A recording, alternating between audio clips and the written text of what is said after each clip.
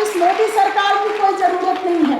जो वंचित समाज की महिलाएं हैं, जो पिछड़े समाज की महिलाएं हैं, जो अल्पसंख्यक हैं, जो दलित हैं, उनको आज दोहरा शोषण झेलना पड़ रहा है, एक महिला होने की वजह से और एक वो पिछड़े, अति पिछड़े, दलित, अल्पसंख्यक समुदाय की होने की वजह से। लोकतंत्र का ये तकाजा है, लोकतंत्र की ये जरूरत है कि जो महिला आरक्षण बिल पास हुआ है, उस महिला आरक्षण बिल के भीतर दलित महिलाओं की, पिछड़ी महिलाओं की और अल्पसंख्यक महिलाओं के भी अधिकार की बात हो। आज देश की वैसी हस्तियां रही हैं, उन्होंने अपना वक्तव्य दिया है, जो इस मोदी सरकार के खिलाफ लड़ रही हैं, जो दमन का शिकार हुई हैं लेकिन चुप नहीं हुई। और हमारा महिला संगठन आज देश भर की उन तमाम महिलाओं के संघर्ष को आगे बढ़ाने के लिए, मुखर आवाज़ देने के लिए अपना ये राष्ट्रीय सम्मेलन कर रहा है। और उम्मीद करते हैं कि हमारे अतिथियों ने जो सलाह दिया है, सुझाव दिया है, हम उसको आगे बढ़ाने की बातचीत हम लोग करेंगे और महिला आंदोलन को मजबूत बनाने की पूरी कोशिश करेंगे। साथियों, महिला आरक्षण बिल पास हो गया है, लेकिन ये बिल पिछले 27 वर्षों तक लटका रहा है और 27 वर्ष तक जो सवाल अनसुलझा था उसको इस सरकार ने नहीं छुआ है। मोदी जी कहने को कह रहे हैं कि हमने बिल पास कर दिया, हम तमाम लोग जान रहे हैं कि ये बिल कब लागू होगा ये कुछ भी निश्चित नहीं है और ये छलावा है। अब बहुत समय नहीं है उस पर विस्तार से बात की, साथियों ने रखा है इसको, लेकिन हम लोग जानते हैं कि इसमें जो शर्त लगाया गया है कि पहले जनगणना होगी, उसके बाद परिसीमन होगा और उसके बाद ये महिला आरक्षण बिल लागू होगा। और ये महिला आरक्षण बिल जब ये पास होगा उसके बाद से 15 वर्षों के लिए, जब ये कानून बन जाएगा राष्ट्रपति के सिग्नेचर के बाद, 15 वर्षों के लिए रहेगा। 21 की जो जनगणना होनी थी, कोविड के नाम पर इस सरकार ने उसको टाल दिया। तमाम दूसरे देशों में जनगणना हुई, लेकिन भारत में जनगणना नहीं की गई। अब जनगणना कब होगी ये कोई नहीं जानता। उसके बाद परिसीमन की प्रक्रिया चलेगी और ये काफ़ी लंबा समय लेने वाला पूरा जटिल प्रक्रिया है। इसलिए महिला आरक्षण बिल एक छलावा के रूप में हमारे सामने इस सरकार ने पेश कर दिया है। इस देश की औरतों का सवाल है कि इतनी बड़ी धोखाधड़ी तुमने हमारे साथ क्यों की है। जितनी गोपनीयता से, जितनी हड़बड़ी में इस बिल को पेश किया गया, पहले दिन तो खूब प्रचार हुआ, लगा कि वाकई महिला आरक्षण मिल रहा है महिलाओं को, लेकिन जब प्रारूप सामने आया हम आप सब उसको देख रहे हैं। लेकिन जो सबसे बड़ा सवाल है कि आरक्षण के भीतर आरक्षण की जो मांग है ये बिल्कुल जायज़ मांग है और हम लोग इस सवाल को लगातार उठाते रहे।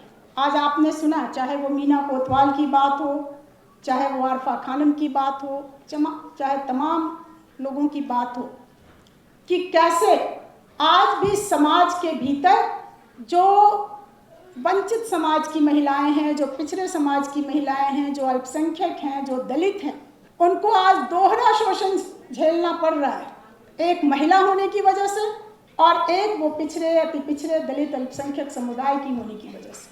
तो अगर हम सामाजिक न्याय की बात करते हैं, आजकल मोदी जी भी बहुत सामाजिक न्याय की बात करते हैं और सामाजिक न्याय की बात करते हुए वो कहते हैं कि तुष्टीकरण की जो नीतियाँ चली हैं उसकी वजह से सामाजिक न्याय इस देश में नहीं मिला है।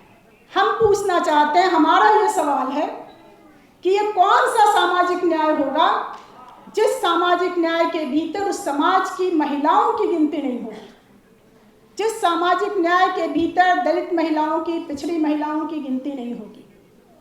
अल्पसंख्यक समुदाय पर हमला करने के लिए आपको कानूनों में बदलाव करने में दिक्कत नहीं होती है, लेकिन अगर उनके लिए आरक्षण की मांग होगी तो कहा जाएगा कि ये धार्मिक रूप से हमारे संविधान में ये बात नहीं है, ये नहीं किया जा सकता है। आज मोदी जी महिलाओं की एकता के पैरोकार बने हुए हैं, कह रहे हैं कि ये बात जो उठाई जा रही है इससे महिलाओं की एकता टूटेगी, लेकिन हम तमाम महिलाएं जानते हैं कि इस समाज में अगर वास्तविक एकता बनानी है, वो एकता तभी होगी जब समाज के हर तबके को बराबर अवसर मिलेगा। किसी लोकतंत्र की ताकत ये नहीं होती है कि वो बहुमत की सरकार होती है। लोकतंत्र की विशेषता ये होती है कि उस लोकतंत्र के भीतर जो वंचित हिस्सा है, जो पीछे छूटा हुआ हिस्सा है, उस हिस्से के अधिकार की गारंटी आप कर रहे हैं कि नहीं कर रहे हैं। इसलिए लोकतंत्र का ये तकाजा है, लोकतंत्र की ये जरूरत है कि जो महिला आरक्षण बिल पास हुआ है, उस महिला आरक्षण बिल के भीतर दलित महिलाओं की, पिछड़ी महिलाओं की और अल्पसंख्यक महिलाओं के भी अधिकार की बात हो।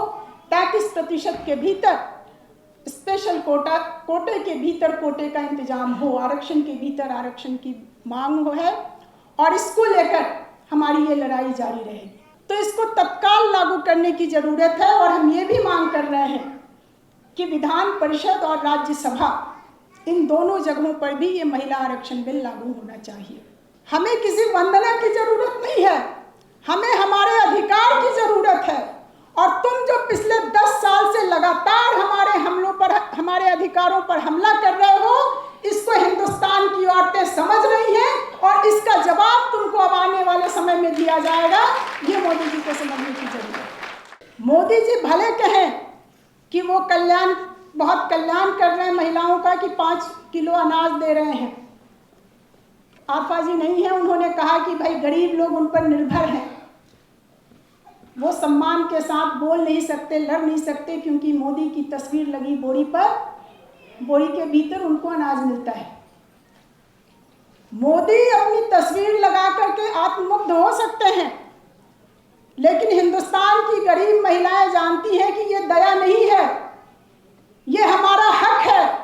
तुम कहीं दूसरे पैसे का नहीं दे रहे हो, हमारे ही टैक्स का पैसा जो तुम्हारे खजाने में जाता है।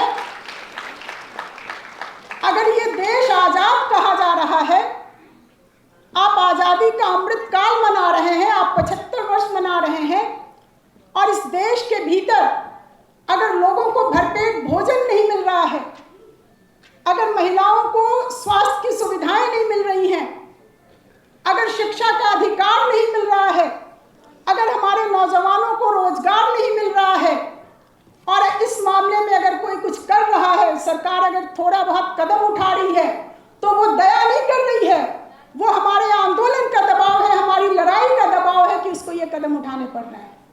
और ये सवाल आज भी है कि आज़ादी के इतने वर्षों के बाद भी आखिर क्यों देश में ये न्यूनतम जो हमारी ज़रूरतें हैं, वो न्यूनतम ज़रूरतें पूरी नहीं हो रही हैं। और इसलिए हम लड़ रहे हैं।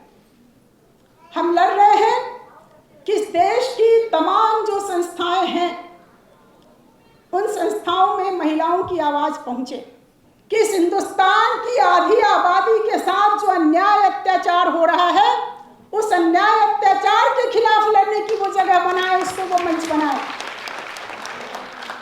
कि नारा तो मोदी जी पहली बार आए थे तो उन्होंने दिया था कि बहुत हुआ महिलाओं पर वार, अब की बार मोदी सरकार। लेकिन 9.5 वर्षों में हम लोगों ने देखा है कि मोदी के आने के बाद लगातार इस देश में महिलाओं पर वार ही वार हो रहा है।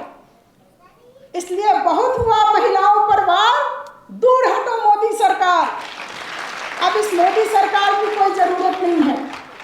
और हमारी लड़ाई निश्चित रूप से केवल मोदी के खिलाफ नहीं है। मोदी तो एक प्रतीक है, भाजपा और आरएसएस का वो एक चेहरा बनकर के आज सामने खड़े हैं। समाज में जो चल रहा है, राज्यों में जो चल रहा है, महिलाओं के साथ जो चल रहा है, वो किस बुरी हालत में है, देश किस बुरी हालत में है, और हमारी लड़ाई कहाँ है, हमारा दुश्मन कौन है, ज़रूरत क्या है।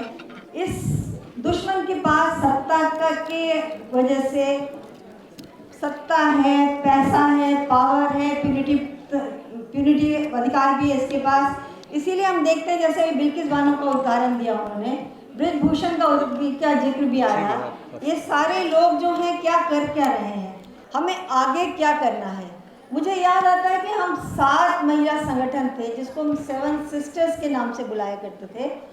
इस 7 सिस्टर्स ने मिलके बहुत अच्छा आंदोलन चलाया, बहुत से इशू पे, मथुरा रेप केस हो या अयोध्या में राम मंदिर के खिलाफ आंदोलन चलाना था, स्ट्रॉन्ग आंदोलन चलाए हैं। और आपको पता है कि आंदोलन की ही शक्ति है।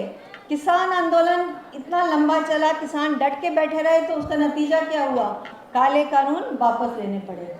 तो अभी हमारी शक्ति क्या है, हम देख रहे हैं ये महिला आरक्षण, हम गीता मुखर्जी का हमारा सपना था, ये आंदोलन 27 साल तक चलता रहा और हमें मिला क्या, उसके टुकड़े, वो है क्या? बंधन हमें क्या वंदना चाहिए? नहीं चाहिए, हमें अपने अधिकार चाहिए।